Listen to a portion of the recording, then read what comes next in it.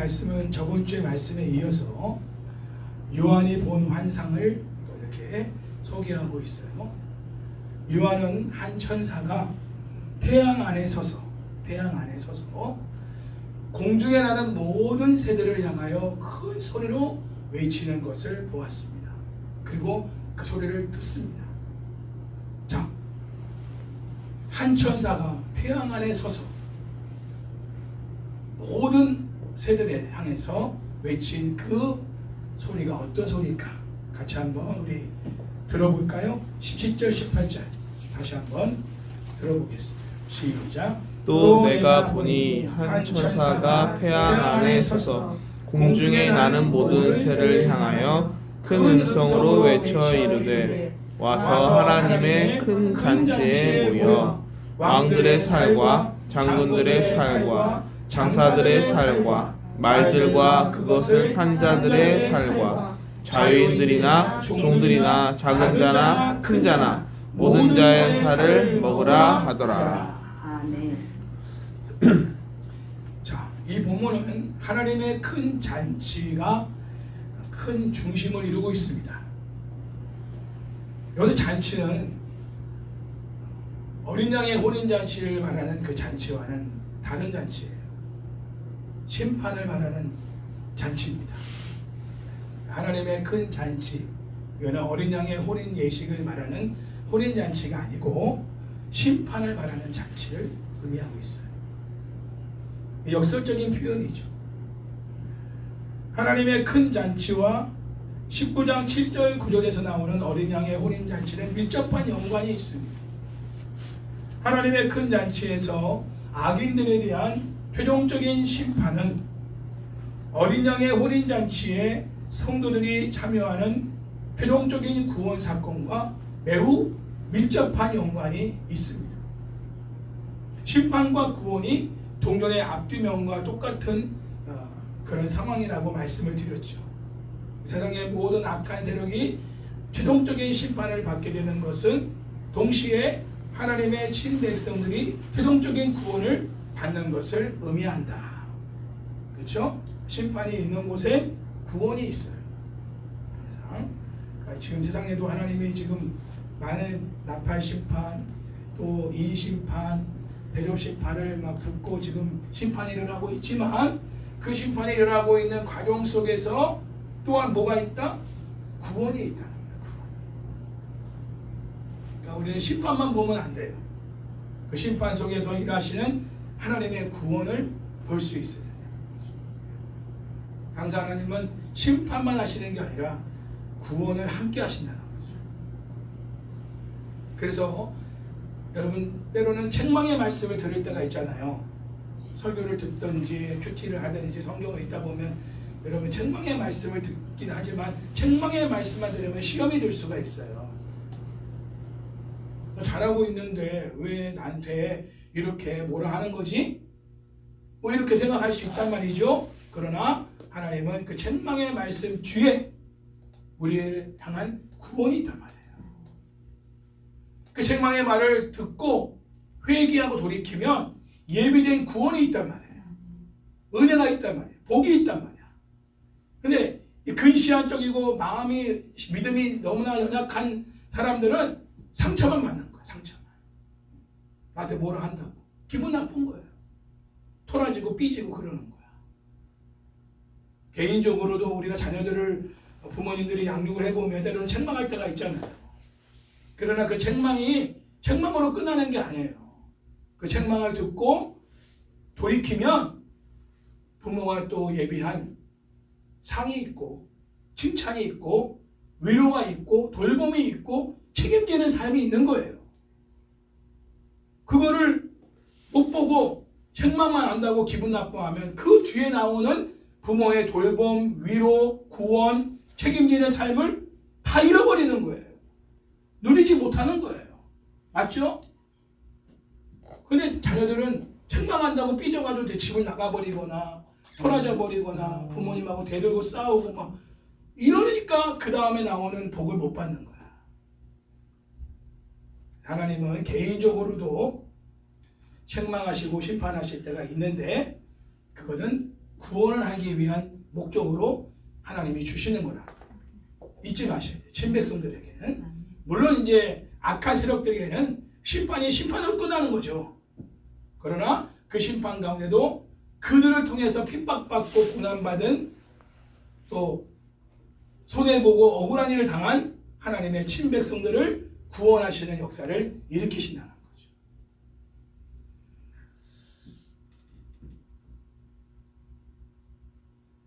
그래서 하나님의 큰 잔치에 한 천사가 공중에 나는 모든 새를 초대하는 음성이 들리는데, 하나님의 큰 잔치는 하나님의 심판을 받은 자들의 살을 먹는 새들의 잔치입니다. 여기 살이라는 말은 따라서 해볼게요. 사르크스라고 하는데 언어로 사람의 시체를 말합니다. 이 살은, 여기 붙어있는 우리 살은 사람의 시체를 말하는 표현이에요. 그러니까 새들이 사람의 시체를 뜯어먹는 거예요. 여러분, 독수리가 모여있는 곳엔 죽음이 있다고 하잖아요. 그렇죠? 제가 이번에 갔는데 어떤 산에 까마귀 떼가, 이렇게 일본에서만 봤던 이 까마귀 떼가 깍 하면서 소리를 지르면서 사람이 뭐 이렇게 막 비명 지르는 듯한 소리예요. 소리가 어떤 여자가 비명 지르는 줄 알았어. 딱 봤더니 까마귀야. 까마귀 떼가 막 하늘 공중을 막 서로 영역 싸움을 하는지 서로 막 부딪히고 싸우면서 막 하는데, 그 밑에는 먹잇감들이 있는 거예요. 죽은 시체들이 있는 거죠. 왜? 살을 뜯어먹어야 되니까. 새들로 하여금 사람들의 시체를 먹으라고 한 것은 전쟁이 끝난 직후에 죽은 자들의 살을 새들이 와서 먹는 정황을 연상케 하고 있는 것입니다. 이러한 상황은 에스겔 39장 18절에서 20절 말씀과 연관이 있는데 제가 읽어보겠습니다. 너희가 용사의 살을 먹으며 세상 왕들의 피를 마시기를 바산의 살찐 짐승 곧 순양이나 어린 양이나 염소나 숫송아지를 먹듯 할지라. 내가 너희를 위하여 예비한 잔치의 기름을 너희가 배불리 먹으며 그 피를 취하도록 마시되 내 상에서 말과 기병과 용사와 모든 군사를 배부르게 먹을지니라 하라. 주 여호와의 말씀이니라. 아멘. 자, 에스겔에서 언급하고 있는 이 전쟁은 종말적 전쟁을 말하는 거예요. 실제로 역사적으로 이 전쟁이 일어나지는 않았습니다. 그러니까 에스겔에서 나오는 이 39장의 이 말씀은 앞으로 장차 일어날, 오늘 본문에 나와 있는 이 하나님의 큰 잔치, 이것을 의미하고 있는 말씀이에요. 그러니까 이런 전쟁이 실제로 일어난 것이 아니라 앞으로 일어날 최종적인 이런 하나님의 큰 잔치를 예언하고 있는 말씀이에요. 그리고 그 말씀이 지금 19장 오늘 읽은 본문에서 나와 있는 거예요. 누굴 통해서? 예수님을 통해서. 그 일을 이루십니다. 요한은 에스겔서에 언급하고 있는 이 전쟁이 예수님의 재림을 통해 이루어질 것을 설명하고 있는 것입니다. 그 백마에 앉으신 예수님께서 심판주로 이 땅에 오심으로 교회 공동체로 하여금 하나님이 그들의 하나님인 것을 알게 하고 세상에는 하나님께서 영광을 받으셔야 하는 창조주임을 알게 할 것이라는 거죠. 심판을 통해서. 심판을 통해서 예수님이 우리의 구원자라는 사실을 하나님의 백성들은 알게 하시고 또 세상의 모든 세력들에게는 그 심판을 통해 하나님만이 경배를 받으시고 영광을 받으셔야 될 창조주이시고 주권자이심을 알게 하시는 그 일을 이루신다는 거예요. 할렐루야. 그 전까지는 인정하지 않죠. 알아도 인정하지 않아, 세상 사람들이. 하나님 존재에 대해서 하나님이 창조주이시고 절대자이시고 정말 크신 분이라는 것을 알고 있어도 인정하지 않고 경외하지 않고 예배하지 않고 섬기지 않아요. 자기들 나름대로의 우상을 섬기고 아니면 자기 자신을 섬기든지 자기가 왕이 되어 살아가지만 이 최종적인 심판을 통해서 그들은 부인할 수 없는 거예요. 진짜 하나님은 창조주이시구나. 모든 만물의 주권자이시구나. 그분만이 영광을 받으셔야 될 분이구나 라는 걸 언제 하느냐? 최종적인 심판을 받을 때 한다는 거예요. 그 전까지는 안 몰라요. 그리고 예수님 재림을 통해서 그 심판이 이루어질 때 하나님의 백성들은 하나님의 최종적인 구원을 받음으로 인해서 하나님의 진정 우리의 구원자이시다. 이런 사실을 정말 온 몸으로, 온 전 인격으로 경험하여 알게 되고 인정하며 높여 찬양하는 역사가 이 최종적인 심판과 구원을 통해 일어나는 그런 완전히 다른 반응들인 것이죠. 하나님의 큰 잔치를 통해 새들의 밥이 되는 사람들의 공통적인 특징은 자기 힘만 의지하고 믿는 사람들입니다. 첫 번째 특징이 여기 나오는 왕들, 뭐 임금들, 뭐 또 뭐예요, 뭐 장군들, 장사들, 뭐 다 힘 있는 사람들 아닙니까? 그렇죠? 왕 힘 있잖아요. 장군 힘 있잖아요. 권력도 있죠, 힘도 있죠, 파워도 있죠, 지위도 있죠, 권력도 있죠, 돈도 있죠, 명예도 있어요. 말을 탄 사람들, 말은 그 자체가 힘이잖아요, 무기잖아요. 그리고 두 번째 특징은 하나님의 백성들을 업신여긴 사람들이에요. 무시하고. 여러분 세상 친구들 가운데도 우리가 예수님 믿는다고 하나님 믿는다고 막 업신여기고 막 비웃고 조롱하는 사람들, 새의 밥이 될 사람들이라는 거예요. 최종적인 심판으로 새가 그 살을 뜯어먹게 만드는 심판을 받을 사람들입니다. 하나님의 백성들을 업신여기고 무시하고 깔보고 함부로 대하는 사람들,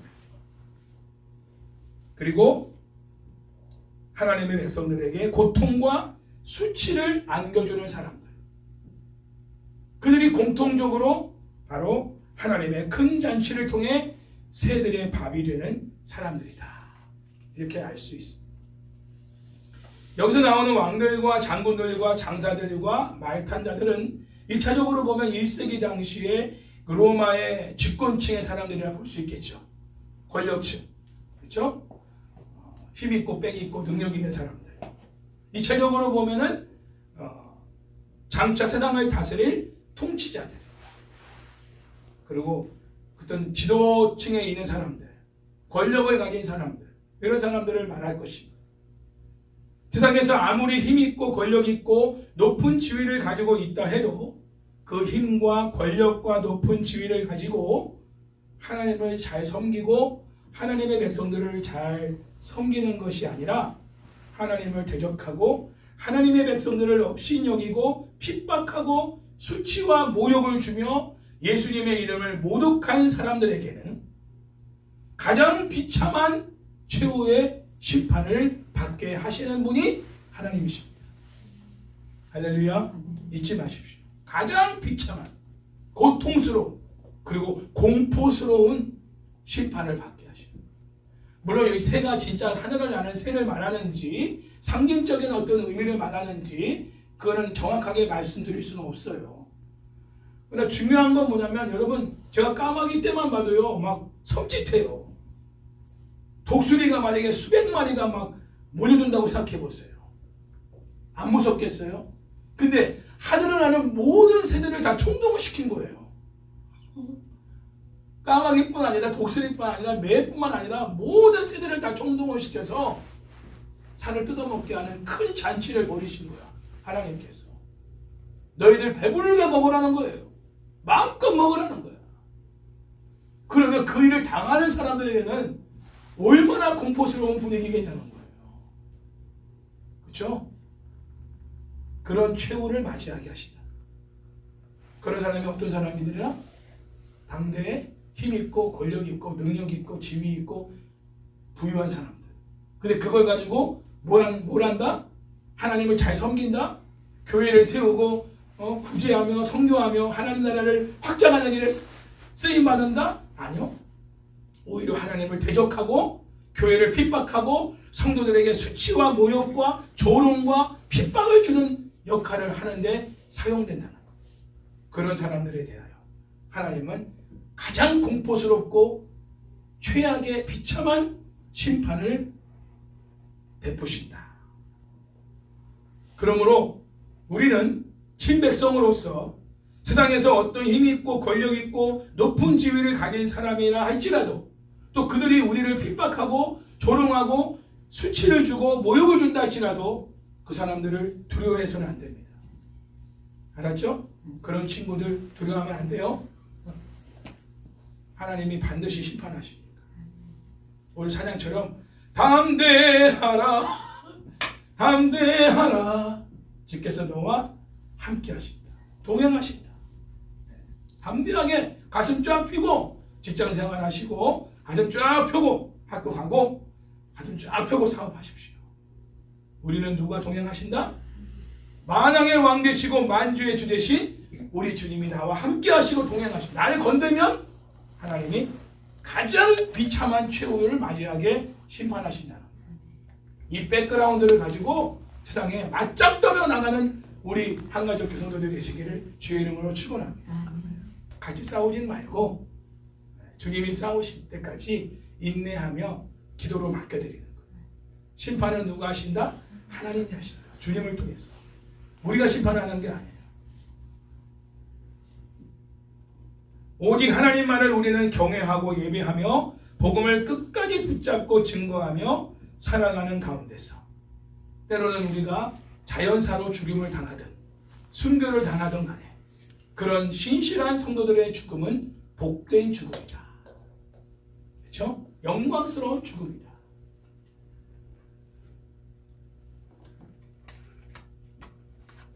신실한 성도들 죽음 이후에 더 이상 고통이나 눈물 흘리는 것이나 시련이 없을 것입니다. 마치 수능 시험을 마친 수험생들에게 부모님들이 수고했다고 격려해주며 자 이제 좀 쉬어라. 이제 그만 공부하고 이제 좀 쉬어. 라고 이렇게 말해주는 것처럼 하나님께서도 신실한 성도들이 세상에서 모든 수고와 고통과 시련을 모두 마치고 잠들었을 때 수고했다며 안아주시고 눈물 닦아주시며 격려해주시고 이제는 편히 쉬어라. 이렇게 말씀해 주신다는 거예요. 진정한 쉼은 하늘나라 가서 우리가 누리는 거예요. 이 땅은 철저한 영적 전투의 현장이에요. 이 땅에서 우리가 편히 쉬려고 생각하면 안 돼. 그러면 싸움을 포기해야 되거든. 싸움을 포기하면 우리는 지는 거야. 죄와 사탄과 육체의 세력에게. 그럼 어떻게 돼? 우리는 그 지배를 받게 되는 거야. 그러면 이 땅에서 정말 편하냐? 그게 편하지 않아. 늘 불편한 거예요. 주님 안에 있을 때만이 우리가 편한 거예요. 전투정에 있지 않고 피 흘리기까지 싸우시는 분은 누구예요? 저번 주 말씀처럼 온 몸이 다 피가 다 튀길 정도로 최전방에서 앞장서 나가서 싸우시는 분은 우리 예수님이에요. 우리도 말탄자처럼 뒤에 따라가긴 하지만 최전방에서 다 그걸 막아내시는 분이 예수님이란 말이에요. 그러니까 우리 주님만 따라가면 되는 거지 무서워할 거 없어요. 싸움은 주님이 하신다니까. 할렐루야. 그러니까 우리 주님만 따라가면 돼요. 말씀만 따라가면 돼요. 그러면 전쟁은 주님께서 치러주신다. 내가 싸우려고 하니까 힘든 거예요. 주님이 싸우시도록 주님께 꼭 붙어있고 주님 뒤만 졸졸 따라다니면 위험한 순간 다 주님이 막아주시는 거예요. 근데 그게 진짜 어려운 거예요. 조금 싸울 줄 안다는 사람들이 이제 베드로처럼 칼 들고 말고의 길을 잘라버리는 이런 자기 열심으로 뭔가 신앙생활 하는 사람들은요, 주님 뒤에 숨어있기를 원하는 모습보다는 같이 뭔가 칼 빼들고 같이 앞장서서 싸우고 싶은 그런 열정이 앞서게 된단 말이야. 그러면 되려 주님을 힘들게 해요, 오히려. 그러니까 우리가 영적 싸움에서 승리하는 길은 뭐냐면 두 가지인데, 주님께 뒤에 딱 붙어있는 거 하나고, 또 하나는 뭐냐면 옆에서도 공격할 수 있잖아요. 네, 신경 쓰지 않는 거예요. 그냥 사탄이 우겨싸가지고 우리를 막 위에서 아래에서 옆으로 막 공격해도 주님 뒤에 딱 붙어가지고 그냥 눈 감고 가만히 있으면 돼요. 무시해버리는 거예요. 네. 사탄의 모든 시험과 세상의 모든 악한 사람들이 우리를 공격할 때 그냥 무시해버려요. 그게 안 되는 성향의 사람들이 있어요. 저 같은 사람의 성향들은 그 한 말들, 표정들 다 이게 막 꽂히거든. 그러면 막 너무 힘들어. 그럴 때 우리가 해야 될 거는 시선을 주님께 고정시키는 거야. 주님께 막 고자질을 해. 지금 고자질하면서 주님께 계속 붙어 있는 거예요. 우리 사모님이 이번에 MRI 찍을 때 어떻게 그걸 견디냐 했더니 눈 감고 그냥 들어가서 누워 있었대요. 그러니까 이 공간이 좁은지 뭐 통로 속에 들어가 있는지 그거를 못 느낄 정도로 눈을 감고 있으니까 본인은 몰랐다는 거예요. 눈을 떠서 보면 얼마나 이게 공포감이 몰려오고 막 폐쇄공포증이 오지 않겠어요? 그런데 눈을 감고 있으니까 이게 왔다 갔다 하는 이런 상황 속에서 그냥 그 상황이 정말 이렇게 좁은지 몰랐다는 거예요. 거기서 또 은혜가 있더라. 모든 걸 보는 것이 다 은혜가 아니라 때로는 눈 감고 안 보는 것도 은혜다. 무시하는 거예요. 그런 환경들에 대해서 뭔가 안 좋은 환경들이 뭔가 공격해오는 환경들이 있을 때 딱 감고 그냥 무시해버려요. 그리고 주님 뒤에 붙어서 주님만 바라보고 의지하고 주님께 막 고자질하는 거예요. 주님, 저런 인간들이 나를 이렇게 힘들게 하는데 어떻게 하시겠습니까? 주님이 싸워주세요. 주님이 대신 좀 처리해주세요. 주님밖에 없어요. 하고 주님께 막 고자질하면서 주님께 막 맡기는 거야. 그 길밖에는 우리가 승리할 길이 없어요. 할렐루야. 그렇게 승리하시기 바랍니다. 주님께 붙어 있어요.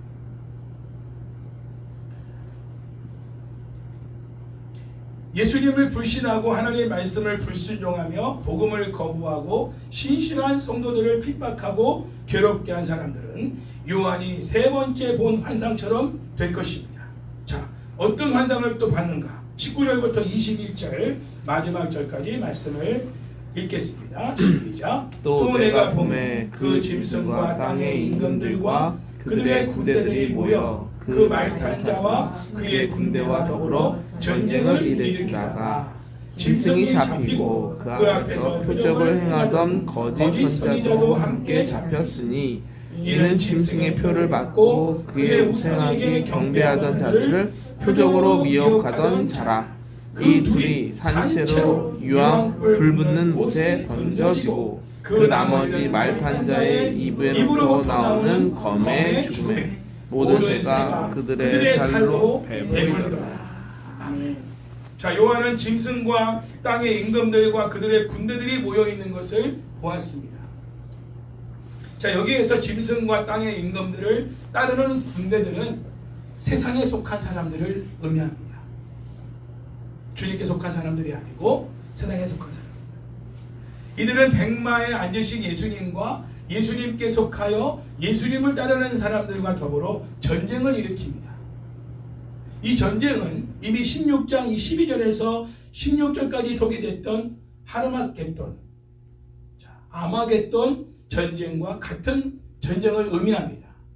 다른 전쟁이 아니고 지금 여기서 말하는 전쟁이 바로 16장에서 말하는 아마겟돈 전쟁을 의미하고 있는 전쟁이에요. 마지막 최후의 영적 전투. 예수님과 예수님을 따르는 무리들과 교회 공동체와 사탄과 짐승과 거짓 선지자 그들을 추종하는 모든 세상에 속한 사람들과의 마지막 영적 맞짱이 있다는 거예요. 그때 이제 어떤 일이 일어나느냐? 결과가 지금 나오고 있죠. 19절 보니까 최종적인 전쟁의 과정에 대해서 설명하고 있습니다. 아마겟돈 전쟁처럼 이 최종적인 전쟁은 물리적 전쟁이 아닙니다. 영적 전쟁이죠. 왜냐하면 문자적으로 해석해서 역사적으로 이 전쟁이 일어난다고 하면은 말이 안 되는 내용이 최종적인 심판의 전쟁에서 날카로운 검이 예수님의 입에서 나온다는 것. 이거는 핵무기나 어떤 로켓 발사를 통해서 이루어지는 전쟁이 아닌 거예요. 무기가 뭐예요? 예수님의 입에서 나오는 날성검, 말씀이라는 거예요. 하나님의 말씀이 선포되니까 즉각적으로 다 죽임을 당하는 거예요. 예수님은 뭐로 싸우신다고요? 말씀으로 싸우신다. 신실과, 그렇죠? 진실과, 그리고 공의와, 그리고 하나님 말씀으로 전쟁에서 이기신 분이 예수님이라는 거예요. 그러니까 이거는 영적 전쟁이지 물리적 전쟁이 아니에요. 3차 대전이 일어나서 중국이 세계를 막 공격해서 제패해서 이 세상은 이제 마지막 종말이 온다. 이렇게 말하는 사람들이 이제 세대론적으로 해석하는 사람들. 그런 요한계시록 강해 같은 방법은 그런 식으로 지금도 말하고 있어요. 요한계시록. 전쟁으로, 실질적인 전쟁. 그 전쟁으로 말하고 있고 많은 사람들이 다 과천으로 몰린다는 거예요. 과천으로. 그런 식으로 해석하고 있는 사람들이 우리 정통 교단에서도 그분을 중심으로 한 요한계시록 강해를 하는 사람들이 그런 식으로 말하고 있고 이단들도 그렇게 말하고 있어요. 그러나 성경이 분명히 말하고 있어요. 이거는 물리적 전쟁이 아니고 역사적으로 일어날 어떤 전쟁을 말하는 게 아니라 영적 전쟁을 말하는 거예요. 아시겠죠? 20절과 21절에서는 최종적인 전쟁의 결과를 좀 더 자세하게 설명하고 있는데 먼저 20절에서 전쟁의 첫 번째 결과를 말합니다. 그것은 짐승과 거짓 선지자가 잡히게 되었다는 거예요. 짐승은 뭐라고 했죠? 짐승, 적그리스도. 내가 재림주다. 내가 메시아다 라고 말하는 사람들이 적그리스도예요. 로마 시대에는 황제가 그랬죠. 황제가 신이었잖아요. 황제를 숭배하고 신격화시키고 천주교에도 신이 있죠. 교황 그리고 마리아 다 신이에요. 성자 숭배. 신부님 이런 동상들을 만들어 놓고 거기 가서 막 기도하고 막 마리아가 다 이렇게 손 뻗고 있는 동상 앞에 가가지고 머리 갖다 대고서 안수기도 받고 지금 이런 일들을 지금 천주교인들이 하고 있잖아요. 다 적그리스도예요. 그게 왜? 그리스도를 대신하고 있는 존재니까. 예수님만이 하실 수 있는 그 고난을 누군가가 대신하고 있는 거죠. 그게 적그리스도예요. 자기가 그 영광을, 그 권위를 행하고 있는 거예요. 이런 인간들이 다 적그리스도예요. 근데 어떻게 한다고요? 잡혀버린다는 거예요. 이 잡힌다는 이 동사는 어떤 뜻이냐면 압도하거나 통제하기 위해 의지를 가지고 붙들어내다라는 뜻이에요. 자연적으로 잡힌 게 아니라 의지적으로 잡아버린 거예요. 꽉 잡아, 멱살을 잡듯이 꽉 의지적으로 통제하기 위해서 잡아버린 거예요. 누가 그렇게 하셨다고요? 예수님께서 짐승과 거짓 선지자를 잡아버린 거예요. 꽉 잡아. 그래서 거짓 선지자는 짐승의 표를 받고 짐승의 형상에게 경배하는 땅에 속한 사람들을 미혹하게 한 사람들인 거죠. 선지자 역할을 하는 거예요. 말 그대로 거짓으로 선지자 역할을 한 사람들이기 때문에 진리의 말씀을 따라서 선지자 역할을 한 사람들이 아니라 거짓과 왜곡된 내용들을 가지고 선지자 노릇을 한 사람들이기 때문에 그들을 거짓 선지자라고 말하는 거예요. 그들도 재림주로 오시고 심판주로 오신 예수님께서 그들을 꽉 잡아버리는 거예요. 잡아가지고 어디다 집어넣어버리느냐?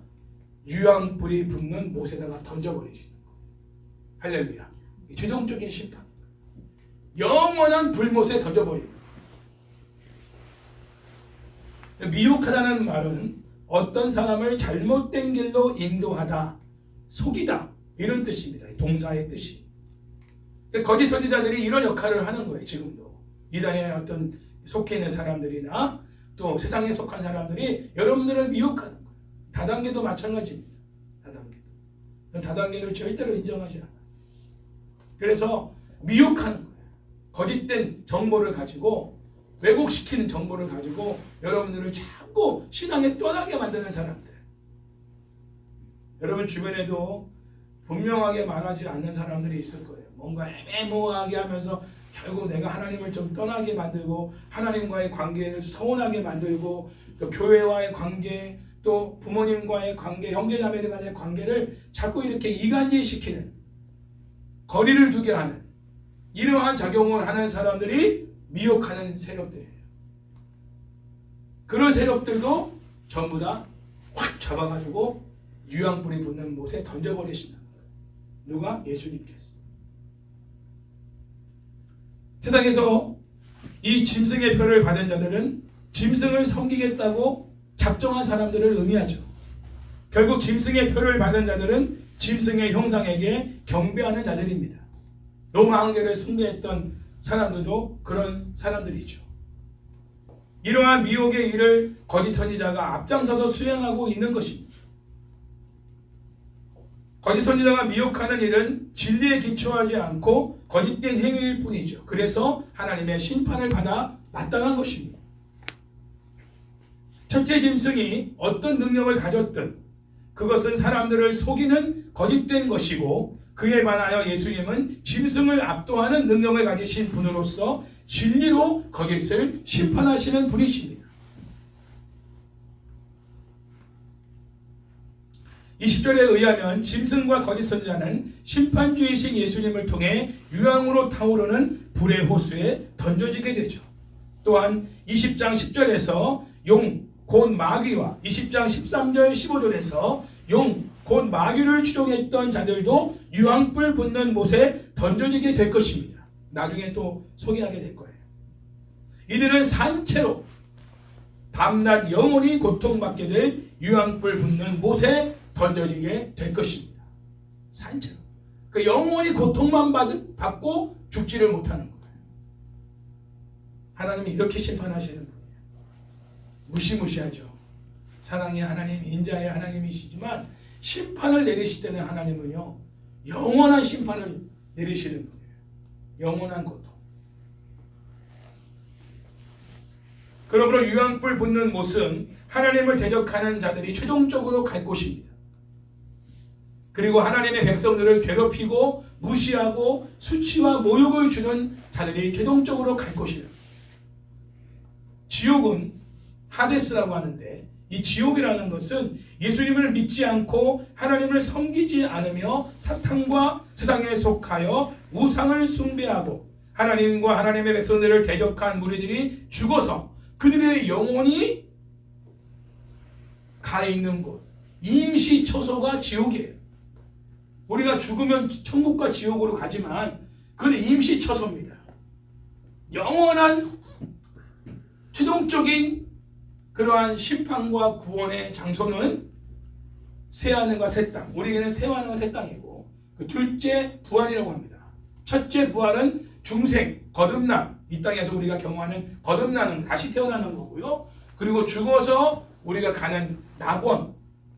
그렇죠? 한 강도에게 오늘 내가 나와 함께 낙원에 있을 것이다. 그 영혼이 낙원에 가는 거죠. 그 낙원에서 지금 영혼이 있는 거예요.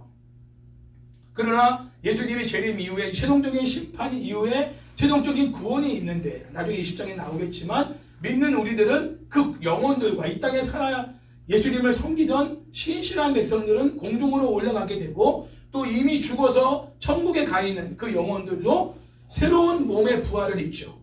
예수님과 같이 변화산상에서 보였던 예수님의 그 변화된 모습, 그렇죠? 눈으로 볼 수 있는데 우리의 육신의 몸과는 다른 부활의 몸을 입고 영원한 새하늘과 새 땅에 거하여 살게 되는 곳이 최종적으로 우리가 갈 곳인 거예요. 천국이 최종적으로 갈 곳이 아니에요. 아시겠죠? 천국은 우리가 잠시 거하는 임시 처소입니다. 지옥도 마찬가지. 그들이 영원히 갈 곳은 유황불이 붙는 연못, 거기에 둘째 사망에 거하게 되는 완전한 심판이죠. 그것도 여러분들이 이제는 몇 번 들었으니까 이제 구분할 필요가 있어요. 예수 천당, 불신 지옥이지만 엄밀히 말하면 예수 천당을 넘어서 우리는 새하늘과 새 땅, 불신 지옥을 넘어서 영원히 꺼지지 않는 유황불에 타는 연못, 글로 가는 거예요. 그러니까 이렇게 말해야 사람들이 그 고통이 얼마나 큰지를 알 수가 있는 거예요. 지옥 간다면 지옥까지 못 가지고 뭐 그냥 예수 안 믿다 나 지옥 갈 거야, 너나 천국 가, 쉽게 말하는데 영원히 꺼지지 않는 유황불이 붙는 연못에 최종적으로 들어갈 것을 그들이 알아야 돼요. 고통만 있고 죽고 싶어도 죽을 수가 없는 곳이야. 영원토록. 상상만 해도 이 고통을 느낄 수 있을 거예요. 그래서 예수님을 불신하는 사람들이 결국 갈 곳은 그런 곳입니다. 최종적으로. 자, 그리고 21절을 보면 마지막 절에 그 나머지는 말탄 자의 입으로부터 나오는 검의 죽음에라고 말하고 있습니다. 자, 이는 짐승과 거짓 선지자를 제외한 짐승에 미혹되어 짐승을 따랐던 땅의 왕들과 그들의 군대들을 가리키죠. 자, 그런데 흥미로운 건 유황으로 타오르는 불의 호수에 산채로 던져진 짐승과 거짓 선지자와는 달리 그 나머지는 말탄 자의 입으로부터 나오는 검에 의해 죽임을 당하고 모든 새의 먹이가 되는 것을 묘사하고 있다는 거예요. 그러나 그들도 최종적으로 갈 곳은 그들도 몸의 부활을 입습니다. 몸의 부활은 믿는 자나 믿지 않는 사람들이나 최종적으로 다 받게 돼요.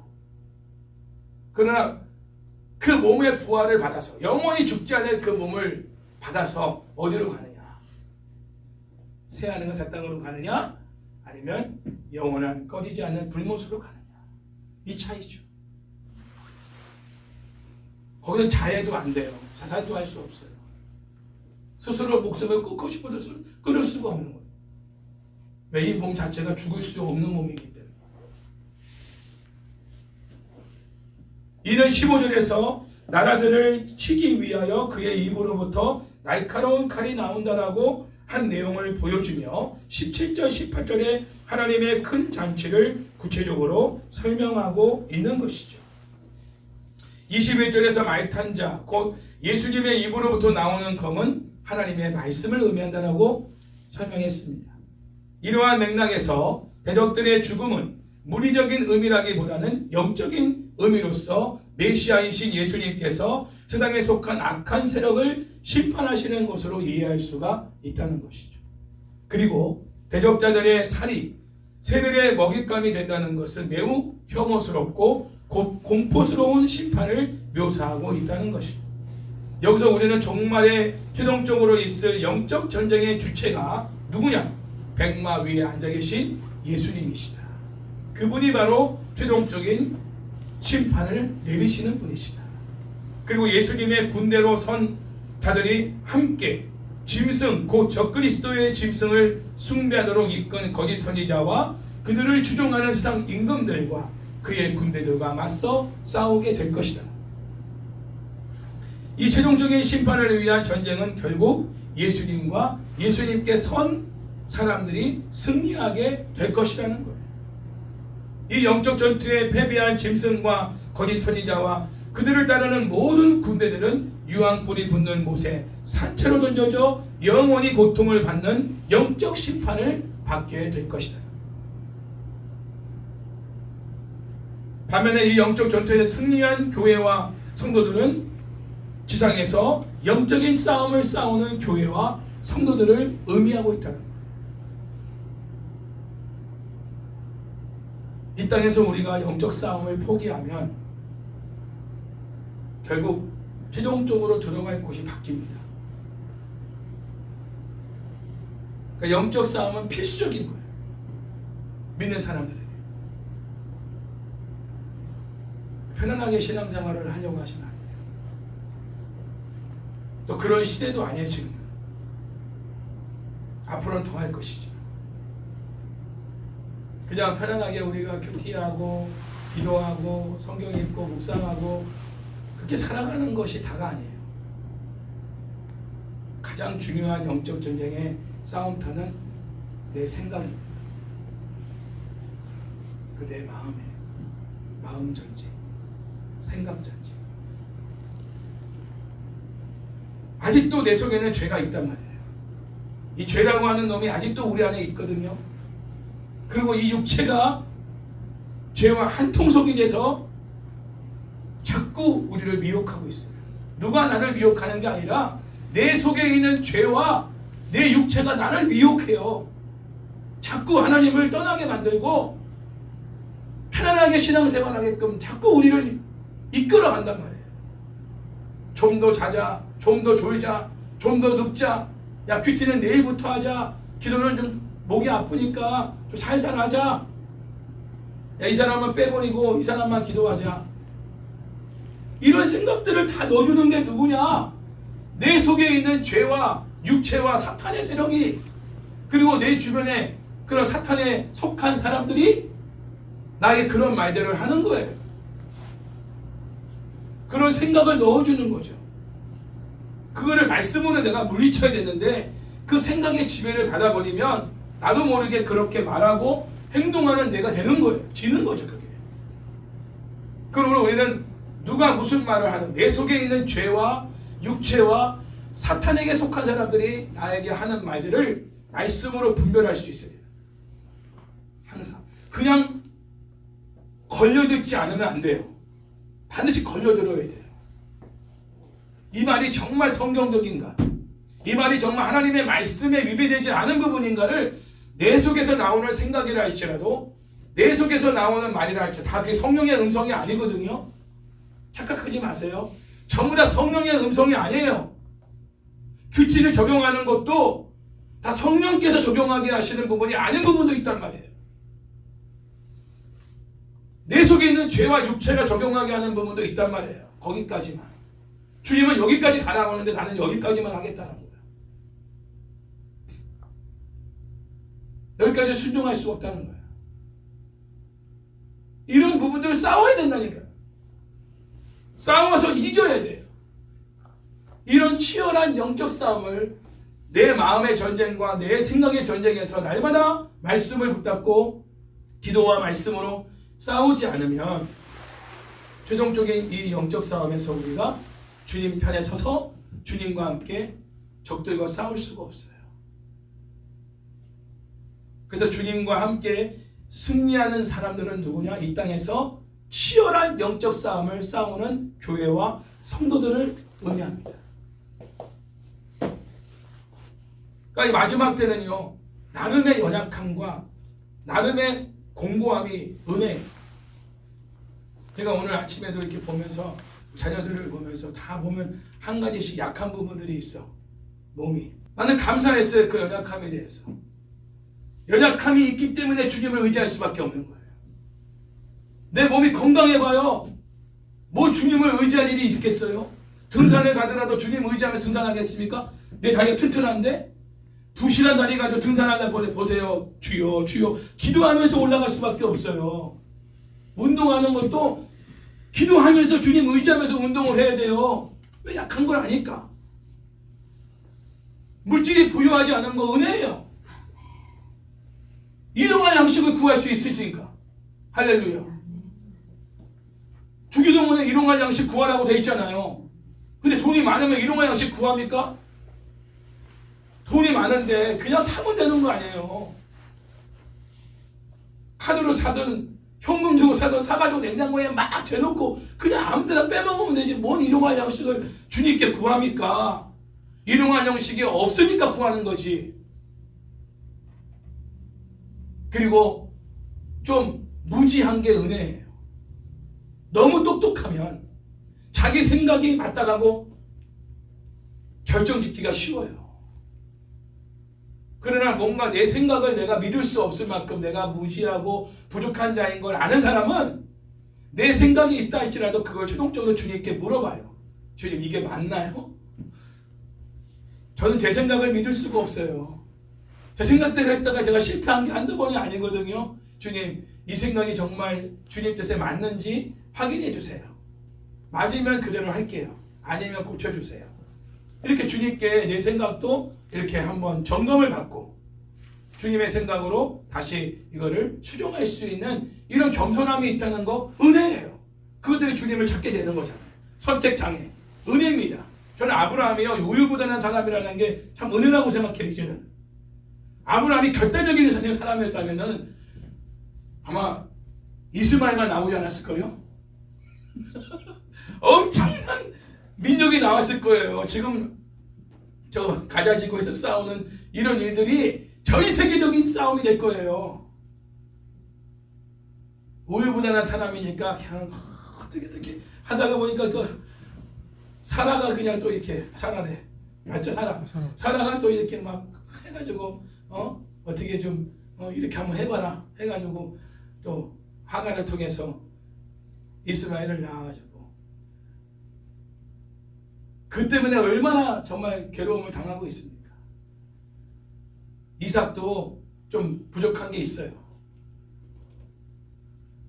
제가 무슨 말씀드리냐면 하나님이 우리에게 뭔가 공고함과 가난함과 무지함과 연약함을 주신 것은 불평거리가 아니고 감사거리예요. 광야를 보세요. 먹을 게 없고 입을 게 없고 불 때울 장작감이 없어요. 마실 물이 없는 곳이에요. 왜 그런 길을 굳이 가게 하셨어요? 40년 동안. 주님을 의지하라고. 하나님을 의지하라고. 애굽에서는 자기가 일한 만큼 그래도 종살이를 했을지라도 자기의 수익이 있었단 말이에요. 자기가 일해서 번 만큼 먹고 살 수 있었단 말이에요. 고달고 있지라도, 자존심 상한다 할지라도. 근데 광야는 그럴 수가 없는 거예요. 모세만 바라보고 있을 수도 없고 전적으로 하나님을 의지하는 그 훈련을 시키신 거잖아요. 제가 이번에 은총이 성경을 말씀을 못 뽑아가지고 계속 정하다가 이번에 토요일날 어저께인가 그저께인가, 야, 너 아이가 고민을 하는데 아빠하고 성도들이 계속 기도하고 있으니까 마음 접지 말고 너도 계속 기도해라. 그러면서 딱 생각난 게, 얘가 말씀을 잡아야겠다. 그래가지고 그 말씀 카드를 갖고 개방에 갔어요. 이종아, 네가 지금 말씀을 잡아야 될 것 같아. 그래야 하나님 그 말씀을 통해서 일하시거든. 한번 골라봐라. 자, 기도해줘 했더니 딱 뽑은 말씀이 뭔지 아세요? 신명기 말씀인데, 하나님이 만나를 주신 것은 광야에서 사람이 떡으로만 사는 것이 아니고 하나님의 입으로 나오는 말씀으로 사는 줄을 너희가 알도록 하기 위해서다 라는 말씀을 그래서 심각하게 보더라고. 정아, 여기서 네가 추구해야 될 게 뭐냐? 만나냐 말씀이냐? 만나는 하나님이 그냥 주시는 거야. 광야길을 인도하신 분이 하나님이면 당연히 먹을 거 입을 거 다 광야에서 책임지지 않겠어? 그럼 너는 만나를 추구해서는 안 돼. 뭘 추구해야 될까? 하나님 말씀이야. 하나님 백성들이 정말 추구해야 될 것은 말씀이야. 아빠 봐봐. 아빠가 지금까지 살아오면서 하나님이 이렇게 먹게 하시고 살게 하신 거는 말씀을 추구했기 때문인 거야. 지금도 살고 있잖아. 너가 산 증인 아니냐? 지금 우리가 한 달을 어떻게 사니? 아빠가 물질에, 만나에, 먹는 것에, 먹고 사는 일에 집중했다면 하나님이 먹고 살게 허락하시지 않았을 거야. 정말 힘들었을 거야. 그러나 말씀을 추구했기 때문에 하나님이 만나를 때에 따라서 나에게 먹이셨던 거지. 오늘부터는 성경 읽어라. 내가 성경책 사준 거 한 장씩 매일 읽어라. 그때 그 말씀을 성경책에 딱 꽂아놓고 그걸 창세기에다 딱 꽂아놨어. 한 장씩 읽으라는데 읽었는지는 모르겠지만 읽은 것 같아. 내가 볼 때. 네가 말씀을 붙들고 가면 주님이 너의 길을 인도하신다. 주님은 말씀이 가는 대로 인도하시는 분이지 말씀 없이 가는 사람과 함께 동행할 수 없어. 주님이 너와 함께 동행하려면 말씀이 가야 돼. 말씀이 내 안에 있어야 주님이 너와 함께 계시고 말씀이 가는 대로 가야 주님이 너와 동행할 수 있는 거야. 네가 아무리 이곳에 가고 싶다고 해도 주님이 너와 함께 갈 수가 없는 건 네가 말씀 따라 가는 게 아니니까. 네 고집대로 가는 거니까 주님이 너와 동행할 수가 없어. 그러면 무슨 일이 일어날까? 너 보호자가 없는 거야. 인도자가 없는 거야. 뭐 길을 헤매거나 방황하겠지. 아니면 원수가 만나고 짐승이 와서 너를 물을 뜯어도 너를 보호할 사람이 없어. 그러나 주님 말씀이 가는 곳에 너가 같이 가면 주님이 함께 가시기 때문에 먹고 사는 문제부터 너의 모든 일거주일투족을 주님이 책임지셔. 오늘부터는 말씀이 가는 대로 가자. 그리고 안수기도 딱 해줬어요. 그때 참 맞더라고. 제가 갑자기 광야하면서 그 말씀이 생각난 겁니다. 여러분도 마찬가지예요. 이 땅에 살면서 우리가 영적인 전투를 치열하게 싸우지만 우리가 절대 먹고 사는 데에서 걱정하지 않을 수 있는 것은 이 광야길에서 만나를 공급해 주시는 분은 하나님이십니다. 우리가 그것을 얻는 수고를 하지 않아도 하나님이 그것을 책임져 주셔요. 우리가 정말 수고해야 될 것은 말씀을 찾는 거예요. 말씀을 찾는 것에 수고하시고 힘쓰셔야 돼요. 그러면 나머지 부분은 만나와 또 장작불, 또 필요한 모든 천막, 그리고 또 필요한 고기, 모든 입을 옷, 거할 거처 하나님이 책임지십니다. 인생의 광야길을 그렇게 승리하며 살아가시기를 주의 이름으로 축원합니다.